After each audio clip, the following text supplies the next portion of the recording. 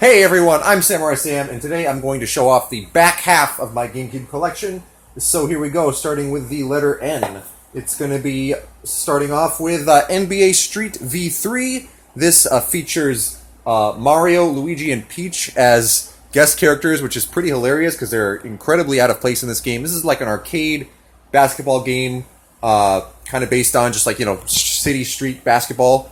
And, though it does have NBA teams and players and stuff in it, though. And I like non-traditional sports games, so this game does have legitimate appeal to me other than Mario characters.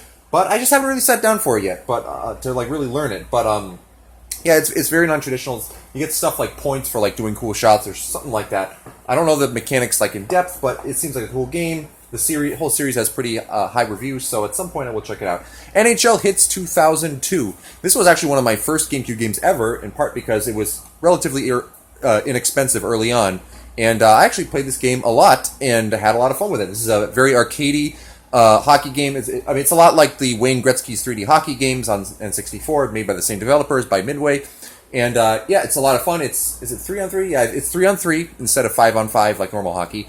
And there's all kinds of cool cheat codes, and I always play with the cheat codes. I don't know if I've ever actually played a full game without the cheat codes, which I really should do. I should revisit this game because it is a legitimately good game. And I haven't really played a lot of hockey games in my life, but I'm sure that's the one I played the most. In fact, I don't think it's even close. Here's Odama. This is an interesting game. This is a pinball game that uses the GameCube microphone. And so, you literally say words into the microphone to command, the troops on the field to do different things. It's a neat little concept. It's not considered, a really great game, but it's not considered a bad game either, and it's very different, unique, and I appreciate that kind of thing. I do like pinball. At some point, I'll give this some time. I have not yet. Here is PacMan World 2 and PacMan Versus. So PacMan World 2 is a 3D platformer starring Pac-Man, and it's okay. I think I made it something halfway through. It's not anything terribly special. It's not going to make you forget about Super Mario 64 or anything, but it's solid. One cool thing about it is that a lot of old Pac-Man arcade games are unlockable, so that's always something to be appreciated. Pac-Man Versus is one of my favorite multiplayer games, honestly. One player plays as Pac-Man on the GBA, and the other three play as the ghosts on the big screen. And, when I was a kid, I always wondered about that. Why don't they make a Pac-Man game where you can play as the ghost? And they finally did that in 2003. I believe it was. Was it 2002 or 3? I think it was 2003. But yeah, Pac-Man vs. is highly recommended. World 2 is optional. It's okay. It's not going to blow your socks off, though. Paper Mario: The Thousand-Year Door, an RPG featuring Mario, non-traditional. Very much in the vein of the first game for 64.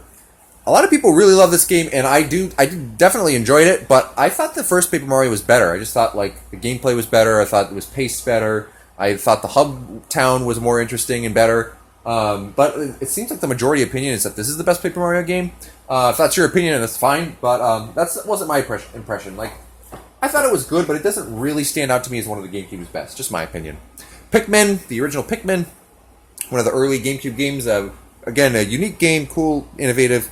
You control Olimar and also a whole bunch of Pikmin, up to 100 at one time, I believe. There's 3 different colors, and they each have a different ability, each of the colors. And you have 30 days to collect all your ship pieces and stuff. And it's pretty cool. I played this one a long time ago, many years ago. So it's hard for me to give an exact opinion as to what I think. It's never been one of my favorite GameCube games, but it's definitely a good game. And then, of course, we have Pikmin 2, which changes things a little bit. There's a second character that you have to control, so there's a little dynamic there. There's new types of Pikmin added. The time limit of 30 days is removed. And I think there's some multiplayer modes in here, too, that you can unlock. And this one I have not actually spent time with, and I keep putting it on the back burner. Every now and then I think, maybe I should play Pikmin 2, and I still haven't done that yet, but at some point I will give it a go. Pokemon Colosseum. This is a very interesting game. A lot of people complain that Pokemon kind of sticks to the same formula too much. Well, this is actually a case where they really did try to do something legitimately different, and a lot of people kind of don't recognize that. The most interesting and probably the best thing about this game is that all the battles are double battles, so it's very distinct way of Pokemon. It's still very much Pokemon in that sense, the gameplay and everything. It's all definitely Pokemon, but everything's double battles, and the campaign is very different from a regular Pokemon game. You're not just running into wild Pokemon and catching as many as you want. It's very different. You run into enemy trainers that have a shadow Pokemon, and you have to catch the shadow Pokemon from them and then purify it and stuff. My main problem with Colosseum is that it feels very low budget. like there wasn't as much love in I guess like fine tuning as the Stadium games. That being said, like I mean, it definitely has a lot of good points, and I appreciate how different it is. I feel like it could have been like one of the best Pokemon games. I don't feel it is that, but it's definitely worth checking out if you like Pokemon. And then here's Pokemon XD Gale of Darkness, which is a sequel, and it's mostly kind of the same deal as Colosseum, and a lot of the same pros and cons. One thing I'll say about this one is that it's a little. I thought it was a little too easy. Like Colosseum, I thought was actually challenging at some points, but this one really wasn't. But it does do some.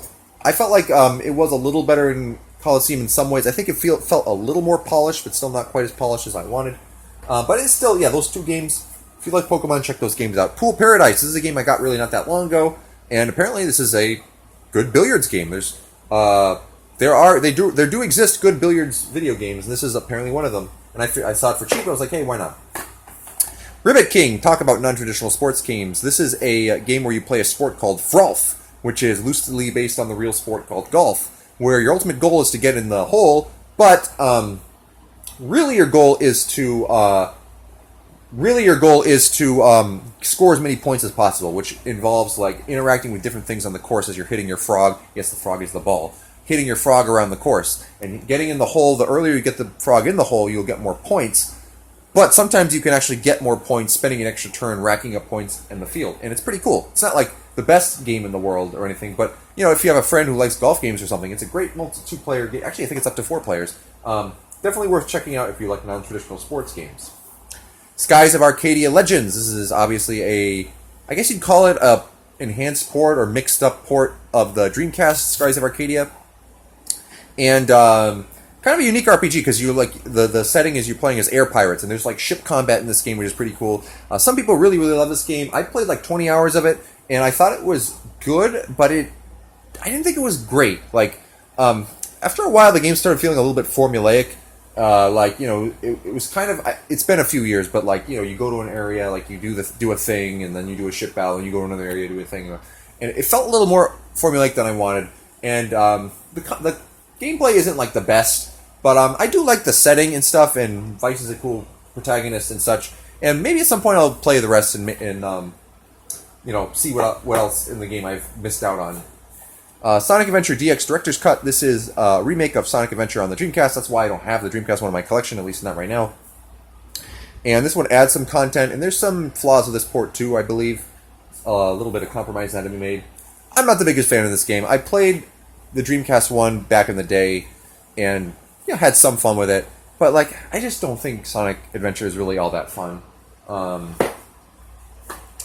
And Sonic Adventure 2 Battle. This one I actually still haven't really played yet. This one kind of changes things up. Like, you can play as like dark characters like Shadow the Hedgehog and Rouge the Bat. This is where Rouge made her debut and stuff. And that's kind of neat. And I think this is one of the better 3D Sonic games, but I don't actually know. Someday we'll find out. Sonic Gems Collection. This has a bunch of more obscure Sonic games on it. It has Sonic CD, which when the time this came out was not so easy to get your hands on. It also has Sonic the Fighters, which is an arcade fighting game, very weird. Sonic R, the racing game, plus a bunch of Game Gear games, which is pretty cool, including at least a couple that didn't come out in America. Not as great as the Sonic Mega Collection, which is not really a surprise because this is more like the more obscure Sonic stuff. But yeah, still one that's worth having in the collection if you like Sonic. Speaking of the Sonic Mega Collection, here it is. I was very happy when I first got this game because when this came out for GameCube, I still had never owned a system that wasn't Nintendo, and so I loved playing the Sonic games at my cousin's houses and such, but I never had the games for myself until I got this, and it was great to have them.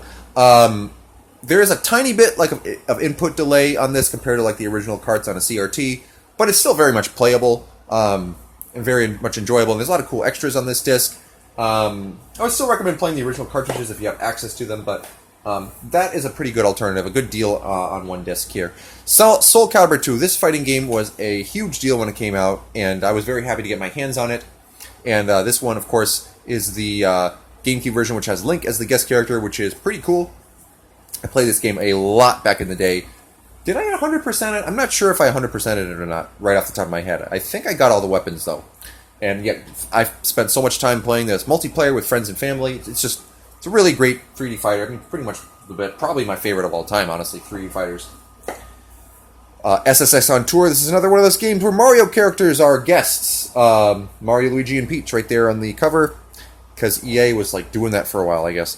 And SSX is actually a series that's very highly regarded. Apparently, they're very good snowboarding games, and yeah, I should play more. I think this is the only SSX. I think I have one other SSX game. I think I have the one.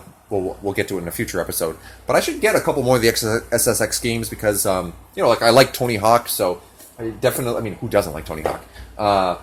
Yeah, I do want to check out that series for real at some point. I haven't really yet. Star Fox Adventures. So this is kind of like it feels like a Zelda wannabe, and it has a bunch of Star Fox characters in it, and a couple Star Fox R-Wing sequences. And this game is okay. Like, I didn't think it was terrible, but it definitely wasn't great.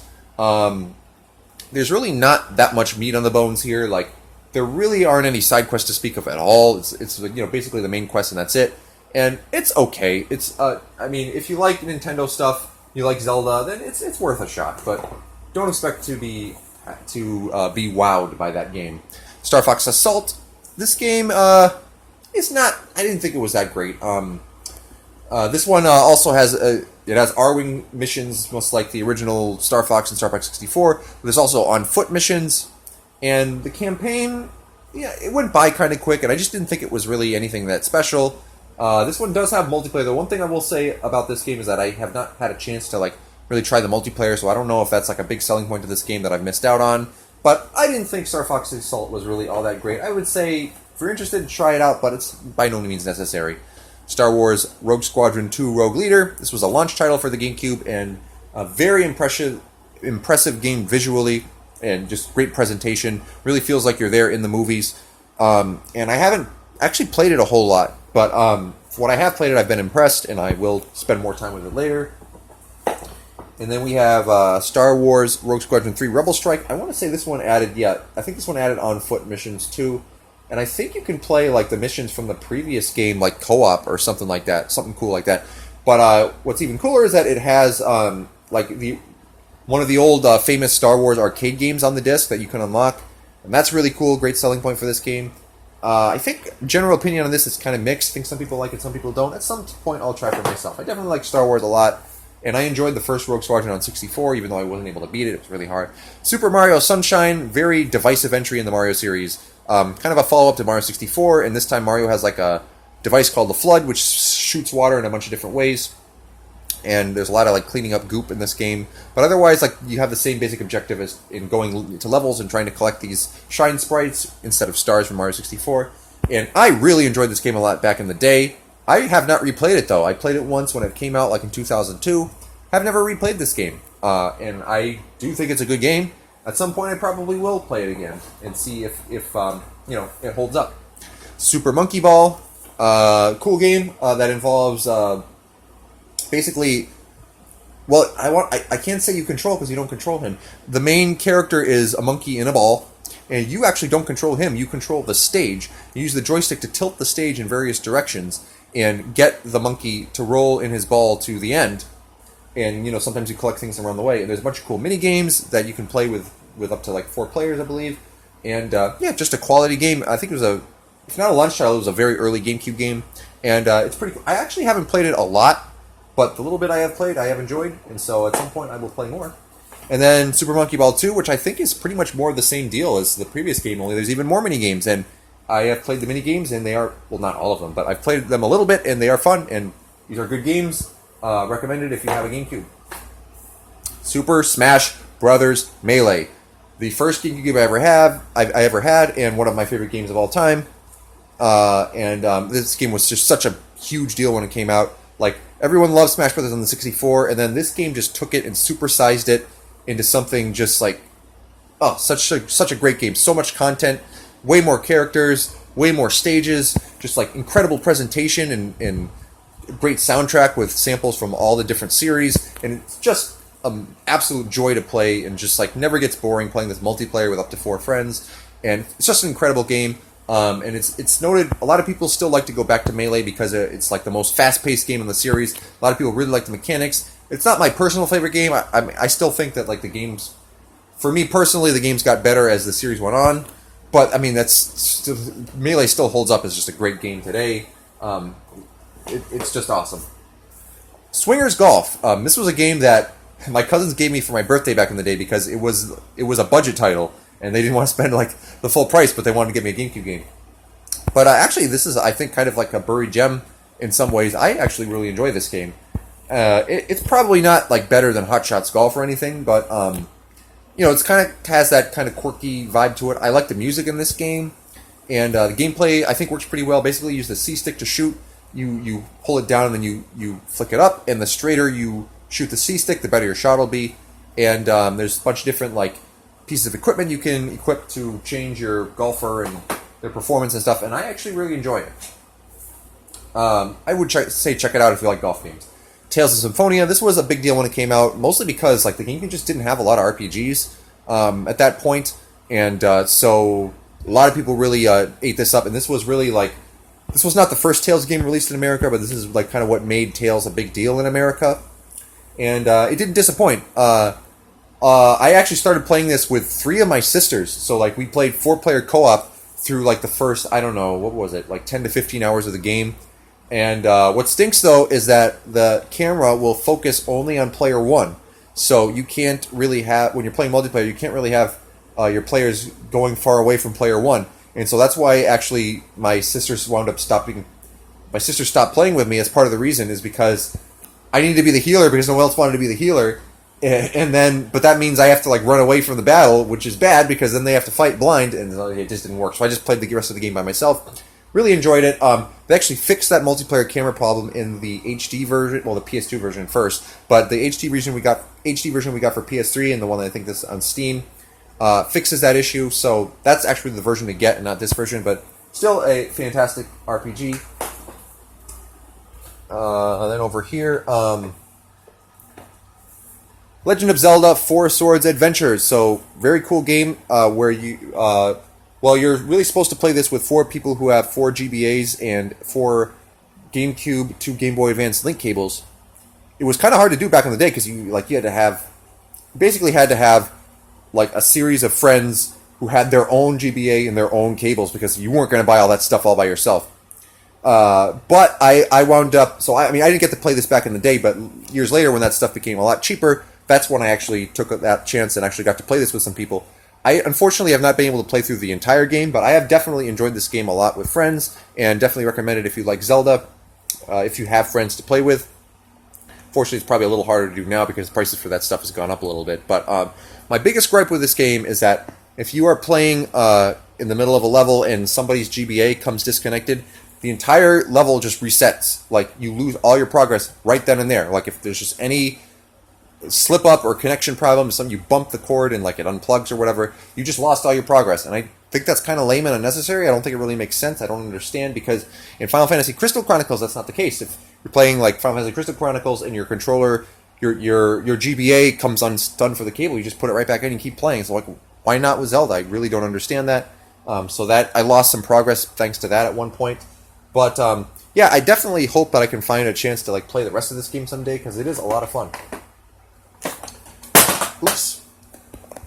Zelda, Ocarina of Time, and Master Quest. When I found out that this was a pre-order bonus for Wind Waker, I had to do it and get this. So it has the full original game on here, plus it also has Master Quest, which has remixed dungeons, which is super cool. I wish they would do that with more Zelda games. But the new remixed dungeons really make you think, and it's a cool new way to experience Ocarina of Time. These are not like, this still has the original 64 graphics, so these were not upgraded to GameCube, but that's okay. Yeah, it's still a classic game, and Master Quest is a great way to experience it. I would say probably the 3DS nowadays is better to play Ocarina of Time and Master Quest than this original GameCube release, but still, I'm still happy to have it in my collection. Then Zelda the Wind Waker. This was the first game I ever pre-ordered, and when it first came out, I actually called this my favorite game of all time. Not so sure I feel that way now, but this for a long time has been, well, what I've considered my Link to the Past is my favorite Zelda now. This might be my favorite 3D Zelda. I really have to play it all the way again. I've made some progress in Wind Waker HD, which I'll get to in another video. But boy, I really loved this game when it came out. I did really dig the cartoony, cel-shaded graphics, and I just really enjoyed like sailing and exploring the world and the dungeons and the gameplay, and I just thought it was fantastic. And I'm not really sure how well it's going to hold up for me when I finish Wind Waker HD. Like well, I'll talk about that when I get to Wind Waker HD though. Tony Hawk's Pro Skater 3. This is honestly one of my favorite games ever. I don't know about ever, like close. If not ever, then like that next tier down. Tony Hawk is a series that I really liked when it was fairly new, and this game didn't disappoint. It makes the gameplay even more fun by adding what are called reverts. So when you do a trick off a ramp and do something in the air, you can do a revert into a manual and keep the trick going. And that just opens up a whole new world of possibilities when it comes to performing tricks and keeping your combo going. And this game is just so much fun to play. It just really never gets boring, honestly. And it's great to play with friends. My main gripe with this game is that it's only 2 players. Why isn't it up to 4? Tony Hawk's Pro Skater 2X has up to 4 players. Why not this too? I don't get it. But it's so much fun to play. Can't recommend it enough. Then Tony Hawk's Pro Skater 4. Now, they actually changed this one a lot. The campaign is a lot different than in the first 3 games, where you're kind of just going around an open area and like getting tasks from people. This is still considered a great game, but I have to admit, I've barely played this one.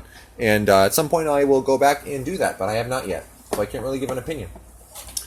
Beautiful Joe. This is a side-scrolling action game that involves like superpowers, mainly like slowing down and speeding up time to do things you need to do. And it's got a really cool style to it. Very distinct graphics, I think cel-shaded, and like good music and good voice acting, and just a quality game. And a lot of people really liked it. I did enjoy it, but like weirdly, I found the game to be like weirdly unintuitive, and I didn't enjoy it as much as I felt like I should have enjoyed it. Like I definitely liked it, but I don't know. The gameplay never fully clicked for me. I found it a little bit awkward to play, and I don't know exactly why that is. But I still recommend checking it out if you like 2D action game. If it just, look at it. Like if this appeals to you, then check this game out for sure. And then Beautiful Joe 2, which I have not played through, and this involves switching between 2 characters, Joe and Sylvia, his girlfriend, who is now in a superhero costume, and that switches up the gameplay at some point, somewhat. At some point, I will play it and see if I like it any more than the first one. And I had actually a funny day with a friend of mine who I had over once, where first we put in Pikmin 2 thinking it was co-op right off the bat, and it wasn't. And then we put in Beautiful Joe 2 thinking it was co-op, and it wasn't. So it was funny. It was like the day of GameCube games that we thought we were going to play together and then could not. Did I say cousin? I meant friend. Whatever. Warioware Inc. Mega Party Game. So this is basically... It's not a port. It's like it's basically, it has all the micro games from the original WarioWare on GBA, and it has some of the modes from that game, but really not that many. As a single player experience, this is not worth it. But this game is all about the multiplayer, and this game has a whole bunch of like really cool modes for up to 4 players, and all kinds of like really crazy zany stuff that you can do. There's just like straight survival where you just play until somebody loses, but there's like crazy stuff where like part of it's up to chance, and just it's so much fun to play with friends. It really never gets old, and highly recommended if you have a GameCube and friends to play with. And who doesn't love WarioWare? It's a great game. Wario World. For a long time I had no idea, but this was made by Treasure, the Gunstar Heroes people that I have referenced a few times in these videos. And this is a 3D kind of action platformer. And I actually played through it not long ago. I think it was like 2 years ago I played this. And I was a little underwhelmed, honestly. This didn't feel like it had the same love in it that you would expect from like a Nintendo mascot 3D platformer. And I don't know, I just felt like it was kind of underwhelming and forgettable. Not bad, but just... I feel like you can skip this one. Unless you really like Wario or something. XMen Legends. This is a 3D action game where you control the X-Men. Oh, who else would it be? It's XMen Legends. And this, it's up to 1 to 4 players co-op, which is pretty cool. I have not had a chance to play co-op, and I haven't really played this game that much, but I found it for cheap. I know it's a good game. At some point I will play it somewhere. I've never really gotten into X-Men, honestly, although I do think they are cool. Zoo Cube. This is a GameCube exclusive in North America, but there is a PS2 version in Europe. This is like a puzzle game where you control a cube that's in the middle of the screen and you rotate it. And animals come from the top of the screen and you need to like stack them in a certain way or something like that.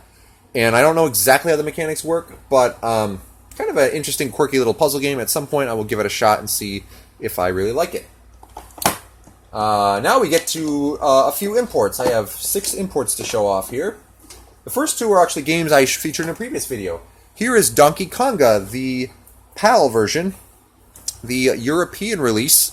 As you can see, the 199 pound sticker. I actually picked this up when I had a little trip to the United Kingdom. I picked it up in London at a really cool retro game store.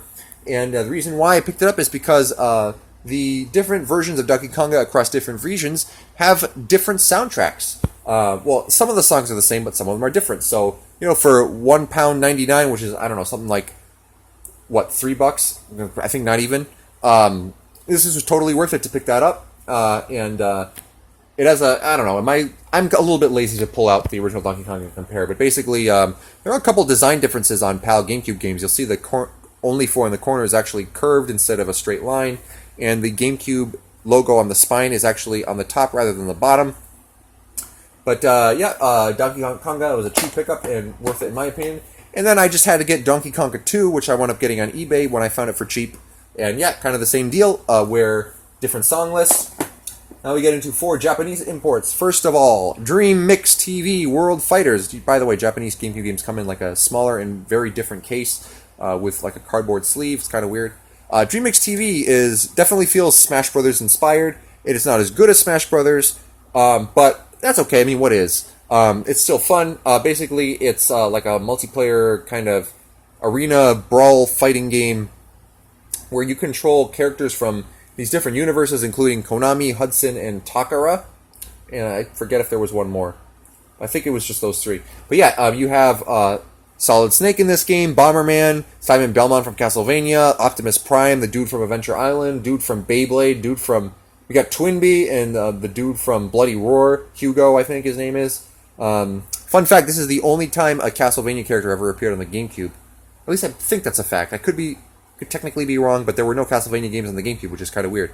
But yeah, it's a fun little party game. It's not like gonna replace Smash Brothers or anything, but I think it was worth picking up, and I love seeing I love seeing weird crossovers like that. I think it's fun. Then here's Kururin Squash. I've already talked about Kururin, and Kururin Paradise on the GBA, and this is kind of more of the same. Good stuff.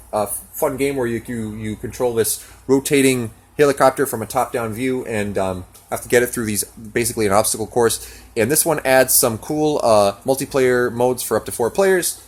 And yeah, it's a fun little multiplayer game. Not one of the best GameCube games in the world, but pretty solid game. I don't know what the GameCube to GBA connectivity is here. I think I used to know and forgot. But yeah, I recommend it if you're looking to import something. Here is Naruto Clash of Ninja 4, Gekito Ninja Taisen 4. I'm not like super into Naruto or anything. I've never really watched the show. I think I've seen like 1 episode. But this is a fighting game, and what's cool is that it's like up to 4 players. So I don't want to say like it's exactly like Tekken or Virtua Fighter or that genre of 3D fighter. I think it's a little different. But yeah, it's cool to see like that type of game that's up to 4 players, and it kind of works. Like I played it with 4 players once and had a good time. And my sister, I played it with my sister who hates Naruto, but she thought it was a fun game. So she actually asked me to play it again at one point when I wasn't expecting that. Yeah, it's a pretty fun fighting game even if you don't like Naruto. I don't know if it's the best Naruto game, but I think it's considered one of the best. And if you like Naruto, then definitely you should pick that one up. And then last but not least, we have Nintendo Puzzle Collection. So this is a compilation of 3 games in one, which is really cool. It has basically Dr. Mario 64 on it, although it's not called that. Dr. Mario 64 previously had never been released in Japan. It has a full-fledged remake of Yoshi's Cookie and a full-fledged remake of Panel de Pon, aka Tetris Attack. What's really cool is that this was the first time, and I think possibly still the only time, where you have 4-player local multiplayer of Panel de Pon / Tetris Attack. So in my opinion, that's the main draw to get this compilation, and it doesn't disappoint. And yeah, I love it. Tetris Attack is one of my favorite puzzle games of all time, and so I just had to have this, of course. And it actually comes with a GameCube to GBA connector cable. And I actually have the outer box somewhere that it came in. Where did I put it? I think it's like way over there. But I mean, it's basically the same thing as this, only in like a bigger case. So yeah, like you can connect to the GBA and like transfer the games to them, and it advertises it on the box.